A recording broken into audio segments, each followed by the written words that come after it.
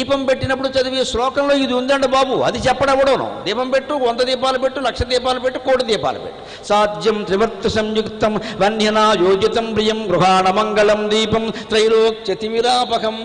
మన ఇంట్లో పూజా మందిరంలో పెట్టిన దీపం 3 లోకాల్లో చీకటిని ఎలా పోగొడుతుందండి? ఏం మాట్లాడుతున్నాం? 3 లోకాల చీకటి అంటే సత్వలోకం, తమోలోకం, రజోలోకం, 3 గుణాలకు సంబంధించింది. అది మన మనస్సులో ఉంది. అందుకే 3 పోగులు ఒత్తిగా పేనమన్నారు. సాధ్యం త్రివర్తి సంయుక్తం. 2 ఒత్తులు పెట్టాలా, 3 ఒత్తులు పెట్టాలా, 6 ఒత్తులు పెట్టాలా. ఇందులో మళ్ళీ ఇంకా దరిద్రాల్లో అష్టదరిద్రం. వితంతువులు ఎన్ని పెట్టాలి, శతంతువులు ఎన్ని పెట్టాలి, అదో లెక్క ఉంటుందండి.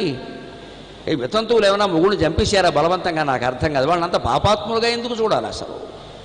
వాళ్ళకో లెక్క, వీళ్ళకో లెక్కనా?